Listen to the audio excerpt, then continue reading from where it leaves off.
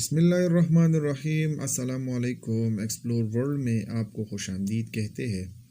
معزز ناظرین، کہ آپ کو پتہ ہے دنیا کے بڑے بڑے بادشاہوں کو تاریخ ان کے جاہ و جلال کے حوالے سے جانتی ہے، لیکن ایک افریقی بادشاہ نے حکمرانی کے ساتھ مزدوری کر کے دنیا کی توجہ حاصل کر لی۔ اس 67 سالہ منفرد حکمران کا شاہی نام ٹوگبی نوگوریپیا سفاس کونسی بانسا ہے۔ عرف عام میں کنگ سفاس کہلاتا ہے۔ اس کی سلطنت کا نام گیبی ہے، جو مشرقی گانا میں ٹوگو کی سرحد کے ساتھ واقع ہے۔ کنگ سفاس کی سلطنت میں 3 لاکھ سے زائد افراد بستے ہیں۔ یہ بادشاہ سلامت محنت مزدوری کے لیے جرمنی میں مقیم ہے اور وہاں مکینک کا کام کرتے ہیں۔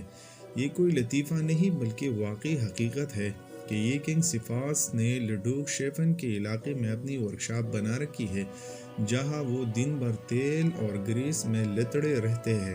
یہ بادشاہ سلامت سال میں 7-8 مرتبہ اپنی سلطنت کا دورہ کرتے ہیں، جبکہ باقی دنوں میں اسکائپ کے ذریعے حکمرانی کے فرائض انجام دیتے ہیں۔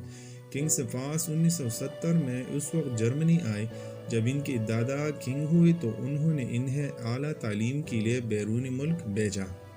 جرمنی میں آ کر انہوں نے کچھ تعلیم حاصل کی، لیکن انہیں تعلیم سے زیادہ مکینک بننے کا شوق تھا، لہٰذا انہوں نے تربیت حاصل کی اور ایک اچھے مکینک بن گئے۔ جرمنی میں قیام کے دوران انہیں شہرت بھی مل گئی اور انہوں نے شادی بھی ایک جرمن خاتون سے کر لی۔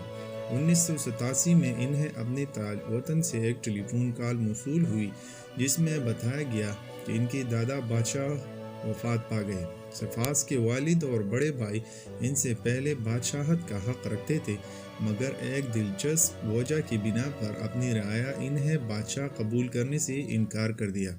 یہ دونوں سائے ہاتھ کے بجائے بایاں ہاتھ استعمال کرتے تھے، جسے گیبی سلطنت کے لوگ منحوس سمجھتے تھے، لہٰذا بادشاہ کا قرار سفاس کے نام نکل آیا اور اس فیصلے کے بعد سفاس اپنے وطن واپس گئے اور انہیں بادشاہت کے منصب پر فائز کیا گیا۔ وہ بادشاہ تو بن گئے، مگر انہوں نے جرمنی میں اپنے ایک ورکشاپ کا کاروبار بھی جاری رکھا اور اب وہ ایک کل وقتی مکینک جبکہ جزوی وقت بادشاہ ہے۔ سفاس صرف نام کے بادشاہ نہیں بلکہ وہ ایک حقیقی حکمران ہے اور انہوں نے اپنی قوم کے لیے خود کو وقف کر رکھا ہے۔ وہ یورپی ممالک سے چندہ اکٹھا کر کے اپنی مملکت میں فلاحی کام کرتے ہیں۔ انہوں نے سلطنت گیبی میں درجنوں اسکول، ہسپتال اور دیگر فلاحی ادارے یورپ سے اکٹھے کیے گئے چندے سے بنائے ہیں۔ ان کی جرمن اہلیہ بھی وقتاً فوقتاً اپنے بچوں کے ہمراہ افریقی سلطنت کا دورہ کرتی ہے۔ کنگ سفاس کی اہلیہ اور بچے امور سلطنت کے انجام دہی اور خصوصاً فلاحی کاموں میں ان کی مدد کرتے ہیں۔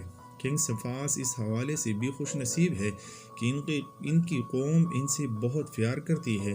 اس کی وجہ یہی ہے کہ اپنی قوم کو لوٹ کر پیسہ باہر لے جانے کے بجائے یہ بادشاہ باہر سے چندہ اکٹھا کر کے لاتا ہے تاکہ اپنے لوگوں کے لیے ہسپتال اور اسکول بنا سکے۔